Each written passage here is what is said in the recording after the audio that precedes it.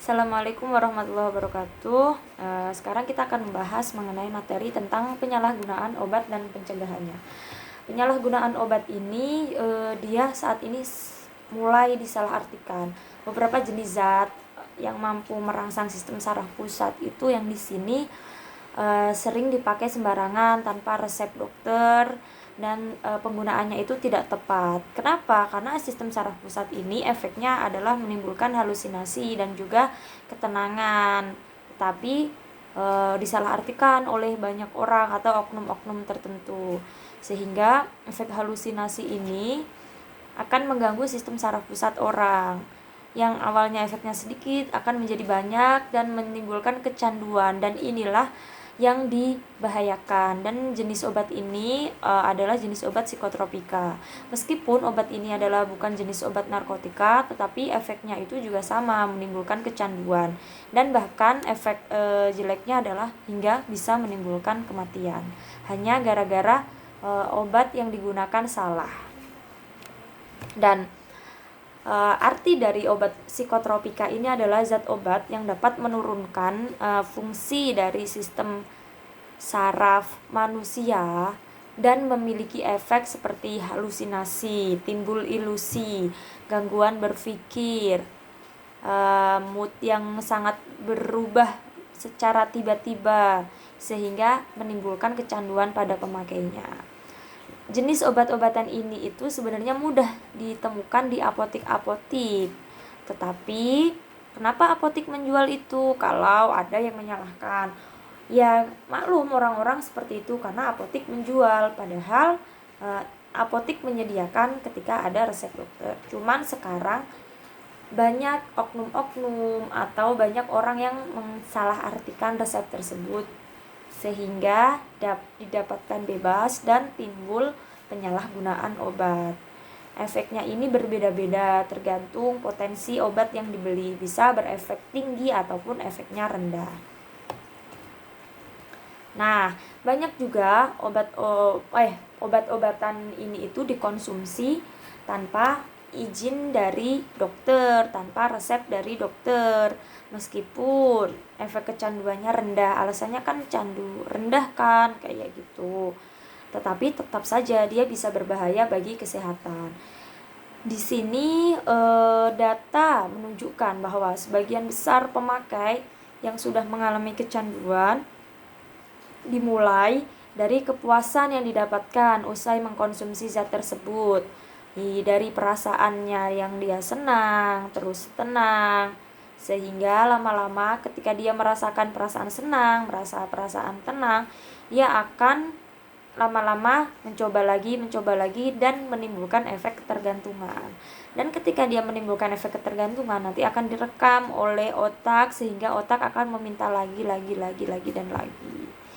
Nah, ketika sudah mencapai level parah, ini akan menimbulkan kematian. Bahkan orang dengan yang menggunakan obat-obat ini, dia tidak akan menimbulkan ketenangan sebenarnya, karena dia akan tetap diancam oleh hukuman penjara. Karena itulah, meskipun ada beberapa manfaat yang baik bagi kesehatan, namun jika berlebih tidak sesuai dengan resep dokter, itu akan menimbulkan efek berbahaya selain untuk dirinya sendiri juga untuk keluarga. Misalnya ketika dia harus menghidupi keluarganya, ketika dia menjadi tulang punggung keluarganya, tetapi ketika mendapatkan masalah ini dia akan dipenjara dan efeknya juga akan kena pada keluarganya. Contohnya deh, teman-teman pernah mendengar gak zat namanya amfetamin? Nah, ini termasuk salah satu jenis obat psikotropika. Penggunaannya seharusnya sesuai dengan resep dokter agar terhindar dari kecanduan. Kita ingat bahwa obat itu adalah racun ketika dia digunakan berlebih dan bahkan tidak berefek ketika hanya sedikit dosisnya. Amfetamin ini efeknya adalah menenangkan atau memberikan juga rasa bahagia. Tetapi banyak orang yang menyalahgunakan karena efek yang menenangkan itu biasanya orang yang memiliki banyak masalah, dia akan lari ke amfetamin atau lari ke zat-zat lain. Padahal obat ini itu tidak boleh digunakan secara sembarangan. Dan efek kecanduan ini, psikotropika ini ada ya, dibagi menjadi 4 golongan. Yang pertama, psikotropika golongan pertama. Obat ini termasuk golongan yang memiliki potensi tinggi, memiliki kecanduan, potensinya tinggi. Dan dia termasuk zat atau obat-obatan terlarang yang penyalahgunaannya bisa terkena sanksi hukum. Jenis obat ini tidak untuk pengobatan, tetapi digunakan untuk pengetahuan saja. Contohnya obat ini adalah LSD, DOM, ekstasi, dan banyak lain yang jumlahnya ada 14 macam. Pemakaian efek ini itu menimbulkan halusinasi tinggi dan bisa mengubah perasaan seseorang itu menjadi drastis. Efek buruknya bahkan menimbulkan kecanduan sampai ke kematian. Sebenarnya contoh ekstasi itu tidak boleh digunakan untuk pengobatan sekarang. Hanya digunakan untuk penelitian, untuk pengetahuan itu digunakan. Tetapi lama-kelamaan di dalam dulu waktu saya kuliah S1 itu penggunaan ekstasi, saya masih semester 1 itu masih digunakan untuk penelitian ya. Penelitian di lab. Tetapi saya mulai semester 8 itu dari tahun ke tahun udah sangat sulit izin untuk mendapatkan ekstasi, padahal untuk pengetahuan, untuk pemberdayaan pengetahuan, ilmu pengetahuan itu sekarang sudah sangat susah. Itu hanya untuk pengetahuan saja aslinya. Tetapi banyak nggak yang andaikan ditangkap karena membawa ekstasi berapa kilogram, berapa gram dan sebagainya? Banyak akhirnya. Dan itu hukumannya sangat berat karena dia dilindungi oleh undang-undang. Yang kedua adalah jenis psikotropika golongan 2. Golongan ini memiliki resiko ketergantungan yang cukup tinggi meskipun tidak separah dengan golongan tingkat 1. Dan kalau golongan 2 itu bisa digunakan untuk menyembuhkan berbagai penyakit. Dan lagi-lagi harus menggunakan resep dokter untuk menghindari efek dari kecanduan. Dan obat yang paling sering digunakan adalah sabu atau metamfetamin, amfetamin, fenitilin, dan zat lainnya.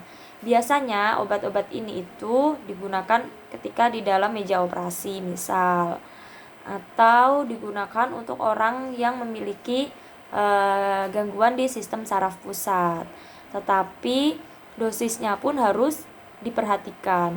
Orang yang menggunakan jenis golongan narkotik atau psikotropik ketika dia digunakan di rumah sakit itu harusnya minum obatnya itu ditemani sama apoteker dan dokter atau perawat di sana. Jadi biar kita tahu obat yang masuk itu di mulut, ketika dia bentuknya cair dimasukin mulut itu emang beneran sudah habis masuk ke semuanya. Karena terkadang ada orang yang namanya kalau di rumah sakit itu metadon. Itu ketika orang dengan mengkonsumsi obat ini ya untuk penyakit tertentu misal, itu kadang tuh diminum doang, habis itu ditaruh aja di mulut, dimuntahin di luar, habis itu dibagi ke teman-temannya. Walaupun kita melihatnya jijik, tapi orang yang ketergantungan itu akan menerima seperti itu. Nah, itu sebenarnya yang disalahgunakan. Termasuk golongan yang ketiga adalah psikotropika golongan 3. Memang efek kecanduannya sedang, tetapi penggunaannya lagi-lagi harus menggunakan resep dokter agar tidak membahayakan kesehatan. Jika dipakai dengan dosis berlebih, kerja sistem saraf akan menurun dan akhirnya tubuh tidak bisa terjaga dan tidur terus sampai tidak bangun-bangun. Kan kasihan ya kalau kita butuh ketenangan kadang. Ya udah kita tidur aja yang lama. Padahal obat golongan ini juga efeknya sama, bisa sampai ke kematian. Contohnya adalah seperti Mogadon, buprenorphia, amorbarbital, dan selain-lainnya. Nanti teman-teman dicari ya. Dan yang keempat adalah psikotropika golongan 4, itu termasuk yang memiliki efek kecanduan yang sangat kecil. Tetapi sama saja, walaupun kecil dikumpulkan akan menjadi banyak juga. Dan penyalahgunaan obat ini itu terbilang cukup tinggi. Kalau teman-teman Karena obat ini tuh banyak sekali ditemukan. Kalau teman-teman tahu, pernah mendengar diazepam mungkin, pernah mendengar nitrazepam, alprazolam, yang dia digunakan untuk penenang agar dia tertidur. Nah, itu sebenarnya mudah sekali digunakan. Mudah sekali didapatkan. Atau pil koplo. Nah, itu termasuk memang kecanduannya sangat kecil, tetapi ini tetap harus diperhatikan resep dokter. Biasanya digunakan untuk menenangkan ketika seseorang itu tidak bisa tidur atau seseorang punya masalah, dia datang ke psikiatri gitu ya. Dan satu lagi saya lanjutkan cerita yang tadi. Dan obat-obat dengan ini harusnya kalau di rumah sakit itu menggunakan atau ketika minum obat ini harus memang diawasi langsung oleh dokter atau apoteker sama, karena walaupun dia pil itu kadang cuma ditaruh di bawah lidah doang gitu, dia seolah-olah bilangnya udah masuk dok gitu, pas keluar dia dikeluarin aja dan nanti dibagi sama teman-temannya. Ada nggak yang seperti itu?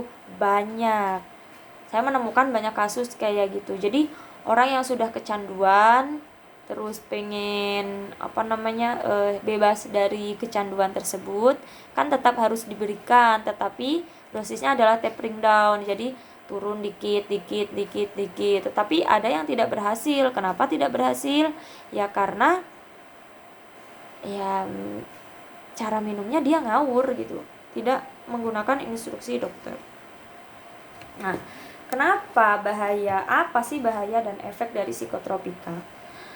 Meskipun memberikan efek kecanduan, nah sebenarnya boleh gak sih? Boleh, ketika dia menggunakan resep dari dokter dan sesuai dengan anjuran dokter. Tapi banyaknya yang menggunakan dengan dosis jumlahnya berlebih, atau sehingga manfaat yang harusnya diterima oleh tubuh malah jadinya banyak efek buruknya. Dan beberapa efek penyalahgunaan psikotropik itu ada 3.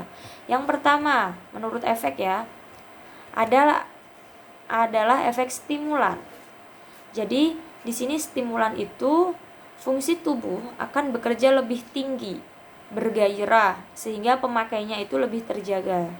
Kerja organ tertentu, karena seperti ini, kerja organ tertentu itu akan menjadi berat, dan si pemakai tidak menggunakan obat-obatan tersebut, badannya akan menjadi lemah karena tubuh sudah terbiasa menerima obat tersebut.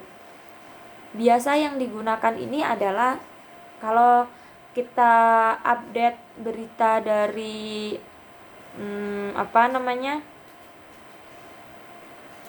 artis. Nah, berita artis itu yang non sewu, ada RA, ada siapa lagi, itu kan karena dia banyak aktivitas, terus tidak ada waktu istirahat, makanya dia banyak menggunakan ini. Karena efeknya dia akan menjadi sehat dan dia lebih terjaga aja untuk 24 jam tidak tidur itu dia tetap terlihat sehat, bugar, tubuhnya tetap prima. Nah, obat ini memacu kerja otak, organ tubuh seperti jantung. Penggunanya merasa lebih gembira, waspada, dan meningkatkan aktivitas tubuh. Disalahgunakan untuk mendapatkan rasa yang senang berlebihan atau meningkatkan stamina. Contohnya adalah amfetamin, tadi sabu-sabu, terus MDMA, amitriptilin, dan sebagainya. Itu yang pertama, efek jeleknya dari psikotropika. Yang kedua adalah halusinogen. Kenapa? Efek ini yang sering dialami oleh seseorang di mana persepsinya itu berubah dan merasakan halusinasi yang berlebihan. Salah satu contohnya adalah ganja. Efek halusinasi ini dia tidak bisa membedakan antara kenyataan dan ilusinya. Contoh, orang yang ketika menggunakan ganja, dia nyetir mobil, tiba-tiba nabrak, dan dia merasa, saya nggak ngapa-ngapain, saya nggak kena orang, saya nggak kena mobil. Ya iya, karena dia sudah berada di bawah pengaruh ganja, di bawah pengaruh halusinasi. Dia rasanya tuh ngefly enak gitu. Katanya walaupun dia tidur di atas kardus, dia merasanya tidurnya di atas spring bed, sehingga ada delusi gitu loh, ada waham ketika dia banyak masalah kaburnya di sini karena merasanya bahagia, nggak ada orang yang memarahi dia. Terus moodnya itu tiba-tiba baik, tiba-tiba marah. Dan efek yang berbahaya ketika dosisnya tinggi itu dia bisa menimbulkan euforia. Contohnya adalah dextromethorphan, salah satu, atau trihexyphenidyl atau dextro. Kalau teman-teman tahu obat fix formula 44, terus obat batuk lainnya itu kayak Mixagrip, contoh, maaf ya menyebut merek, atau obat S10 kalau di apotek, itu sebenarnya ada kandungan DMP-nya, dextro, dan kita harus mewaspadai. Komiks juga itu yang sering disalahgunakan. Saya sering menemukan ketika di lapangan banyak yang nyuwun sewu anak-anak muda kayak gitu, itu belinya komiks langsung 2 box itu isinya 1 box 24 25, berarti langsung 50 gitu. Nah itu dia dioplos aja, minumnya semuanya gitu, padahal kan tidak boleh. Terus minum fix itu semuanya banyak, andai kan 2 botol langsung sekali tenggak. Nah, itu efeknya adalah euforia, efeknya adalah halusinasi, dan ini sering disalahgunakan. Maka kita nanti sebagai tenaga kesehatan juga harus waspada. Kita membatasi, orang boleh beli fix hanya 1, orang boleh memberi andaikan Mixagrip hanya boleh 2, orang memberikan ini gitu. Memang kita juga harus menjaganya agar tidak disalahgunakan, karena kita tidak tahu siapa yang akan menggunakannya. Dan gak mungkin dong andaikan dia mau digunakan sebagai simpanan gitu. Ini mbak, saya nyimpen kok, kalau saya nanti sakit lagi bilang aja, bapak di sini obatnya sudah habis gitu, lebih aman. Sehingga obat-obat tersebut biasanya berada di dalam, walaupun sebenarnya obat bebas, tapi hati-hati penggunaannya karena sering disalahgunakan, karena efeknya adalah menimbulkan halusinasi. Jadi orang yang biasanya banyak digunakan untuk orang yang memiliki banyak masalah, sehingga kalau sudah itu kan rasanya enak aja gitu, ngefly gitu katanya. Selanjutnya yang ketiga adalah efeknya adalah depresan. Depresan itu memiliki efek tenang karena zat tersebut bisa menekan kerja sistem saraf pusat. Ketika digunakan secara berlebihan, penggunanya bisa tertidur terlalu lama dan tidak sadarkan diri. Sehingga bahaya yang paling fatal adalah menimbulkan kematian. Obatnya ini awalnya efeknya mengantuk, tenang, tidur, gak sadar, menghilangkan rasa nyeri, stresnya hilang. Iya, karena dia efeknya tidur gitu, karena banyak masalah gitu. Udahlah, sama juga sebenarnya tidur pun bisa jadi terapi non farmakologi gitu. Ketika ya udahlah tidur aja gitu, ya habis tidur melek ya, masalahnya belum selesai ya, tapi setidaknya bisa tidur. Tetapi orang dengan penyalahgunaan obat ini, ya udah dia harusnya tidur 8 jam, karena biasanya orang banyak masalah itu kan tidak bisa istirahat tenang. Nah, salah satunya dia akan ke dokter meminta resep untuk dia biar bisa tidur, minimal dia bisa tenang, sistem organnya bisa istirahat dulu untuk tidak berpikir. Tapi ketika disalahgunakan malah tidak bangun-bangun gitu, bisa jadi 2 hari, 3 hari dan seterusnya, agar moodnya kembali lagi. Dan yang banyak disalahgunakan seperti ada morfin, fentanyl kalau dari jenis narkotik. Jenis psikotropik adalah ada tramadol, nitrazepam, karisoprodol dan sebagainya. Nah, itu adalah efek yang ditimbulkan. Kenapa kok tidak boleh? Kenapa sih penyalahgunaan obat itu berbahaya? Ada di negara kita bagaimana pencegahannya? Ada sebenarnya undang-undang narkotik dan psikotropik. Psikotropik memang tidak sama dengan undang-undang narkotik. Disesuaikan hal tersebut sesuai dengan isi pasal 1 psikotropik yang menyatakan bahwa psikotropik merupakan sebuah zat obat baik yang bersifat alamiah maupun buatan yang bukan narkotik. Khasiatnya bersifat psikoaktif yang mana menyebabkan perubahan aktivitas mental dan perilaku.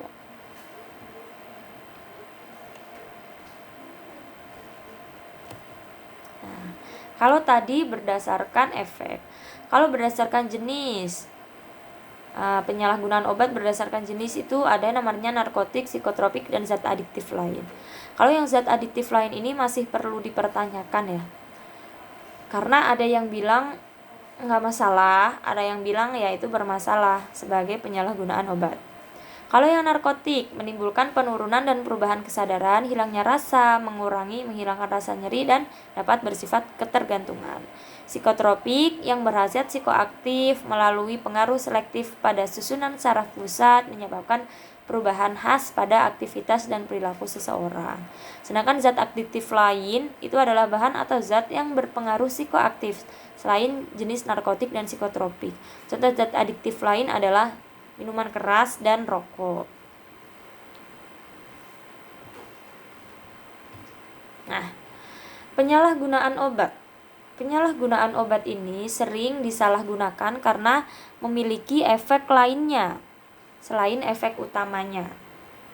Selain itu, banyak obat yang disalahgunakan adalah jenis obat narkotik dan psikotropik.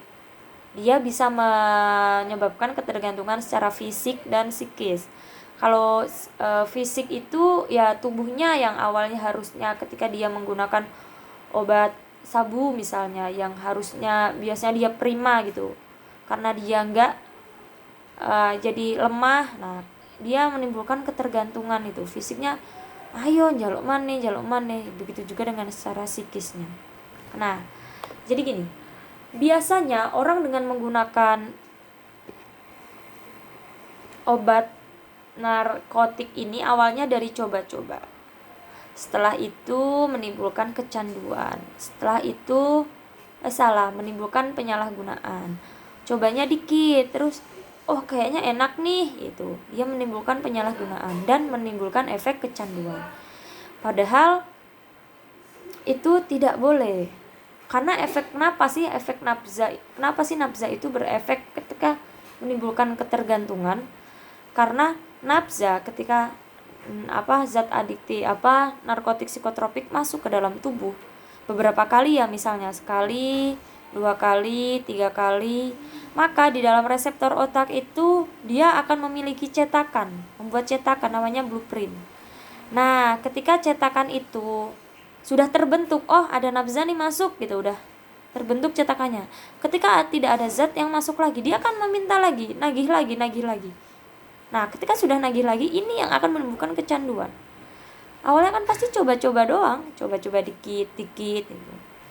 Karena akan menimbulkan nanti fisiknya akan merasa ketergantungan, ayo lagi, psikologisnya juga. Habis itu nanti toleransi di dalam tubuhnya meningkat, adiksinya meningkat, tidak ada toleransi. Sehingga ketika gejala putus obat itu akan terjadi ketika nanti dia sudah tidak memakai, dia akan namanya nanti withdrawal syndrome nanti di pertemuan selanjutnya. Dan efeknya adalah perilaku kompulsif atau perilaku yang bermasalah nanti yang akan timbul. Ketika misal fisiknya dia tubuhnya nggak dikasih, tubuhnya akan merasa lemah, psikologisnya nggak ada, dia akan marah-marah, akan banting sana sini, akan mencuri, akan apalagi banyak hal yang dilakukan efek negatifnya. Karena dampak penyalahgunaan obat ini pertama pasti kerusakan tubuh. Kenapa? Ya tadi harusnya tidak ada cetakan di dalam sistem saraf pusat, tiba-tiba ada cetakan, nanti sistem saraf pusatnya akan lama-lama sedikit bermasalah, turun, akan menjadi ketergantungan fisik psikis, bahkan ketika penggunaannya itu berlebih, menghilangkan kesadaran, bahkan ya kehilangan kesadaran selama-lamanya atau kematian. Efeknya awalnya tuh hanya senang-senang, fun, ya terlihatnya enak gitu. ada masalah, minum sekali ngefly gitu. Habis itu minum 2 kali ngefly juga. Habis itu 3 kali mulai tidak punya uang untuk membelikan bahan itu, sehingga masalah mulai muncul. Yang ketiga, gak ada bahagia-bahagianya dan hanya ada masalah-masalah saja. Maka jangan mencoba coba-coba. Nah, untuk kita selesai untuk tentang penyalahgunaan obat. Kenapa obat itu disalahgunakan, efeknya apa, dan bagaimana. Sekarang adalah tahap pencegahannya. Tahap pencegahannya itu yang pertama dari paling bawah adalah dari school level atau dari tingkat sekolah, tingkat pendidikan. Mau gak mau pendidikan baik di tingkat yang paling terendah atau tertinggi itu tetap harus diberikan. Selanjutnya adalah sosial dan community. Kenapa? Karena ketika kita semakin besar, kita akan lebih banyak bertemu orang daripada bertemu dengan sekeliling teman atau keluarga. Maka harus membantu juga dicari komunitas yang memang sangat memberikan efek positif. Selanjutnya adalah family. Lagi-lagi seseorang individu itu terbentuk karena keluarga. Nuwun sewu, banyak yang menyalahkan keluarga yang mungkin dia orang broken, atau orang yang bapak ibunya berantem terus, atau yang seperti apa. Jadi peran keluarga itu penting untuk memperhatikan keluarga lainnya. Atau peer itu berarti level yang sejajar. Biasanya ketika kita sudah besar itu akan bermainnya yang seusia kita saja. Dan yang paling terpenting adalah dari individu. Kalau individu tidak menyadari, percuma kita school level, community level, atau family level itu akan percuma kalau individunya pun tidak memiliki keinginan untuk berhenti tidak menggunakan obat yang terlarang. Nah, itu adalah singkatnya. Tetapi kalau menurut Badan Narkotika Nasional, yang pertama pencegahannya adalah tentang program informasi. Kenapa? Dalam memberikan informasi ini harus dilakukan secara hati-hati. Orang dengan yang sudah melakukan penyalahgunaan obat ini harus diberikan masukan secara pelan-pelan. Menghindari informasi yang sifatnya sensasional dan ambisius, karena dalam hal ini justru akan menarik bagi mereka untuk menguji kebenarannya dan merangsang keberaniannya.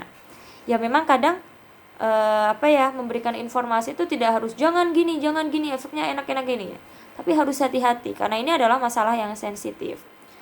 Dan teknik menakut-nakuti dari segi fisik, psikologi, sosial, dan hukum hanya efektif dalam keadaan yang sangat terbatas. Jadi memberikan informasi harus secara hati-hati. Tidak boleh yang nanti akan dipenjara, nanti akan kayak gini. Itu tidak semua orang individu bisa menerima informasi yang seperti itu.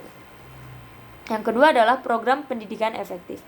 Karena mau tidak mau perkembangan kepribadian seseorang itu berasal dari pendidikannya.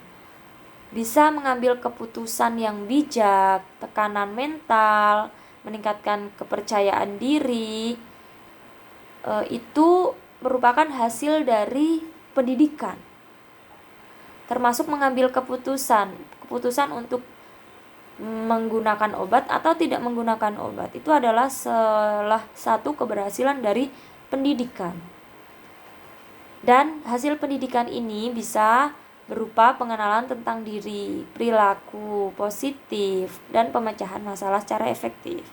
Bahwa tidak semua masalah itu harus ditenangkan, diselesaikan dengan penyalahgunaan obat, misal seperti itu. Sehingga peran lembaga pendidikan pun sangat penting di sini. Yang ketiga adalah program penyediaan pilihan yang bermakna.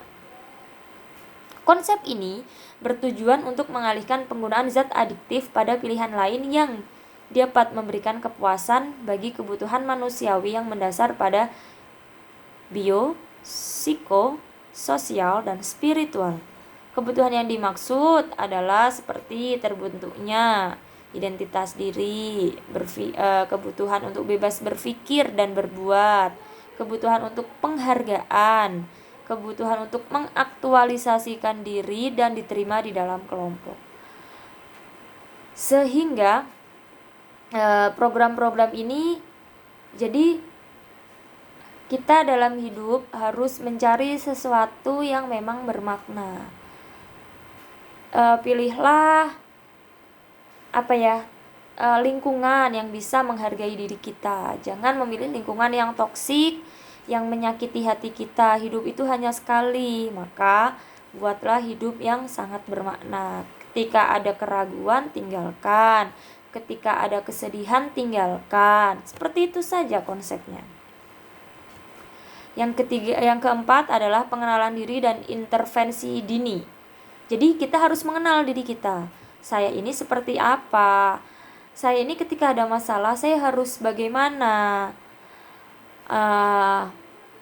Apakah ketika saya ada masalah, saya harus menyelesaikan sendiri, ataukah dibantu sama orang lain, ataukah harus lari ke psikiatri, atau bagaimana gitu.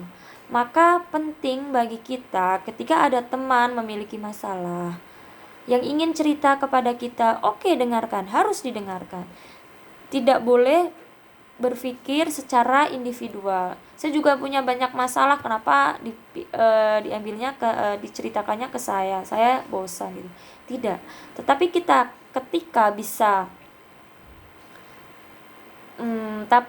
ketika kita bisa mendengarkan orang lain, sehingga kita juga setidaknya kita bisa mengenal diri kita sendiri juga. Untuk kita, seperti ini ketika ada orang masalah. Jadi kita juga bisa mengintervensi dini diri kita ketika suatu saat mungkin masalah yang dialami teman kita sama dengan kita. Sehingga dalam pengenalan diri ini yang penting bekerja sama adalah orang tua, guru, masyarakat, bahkan teman-teman sebayanya.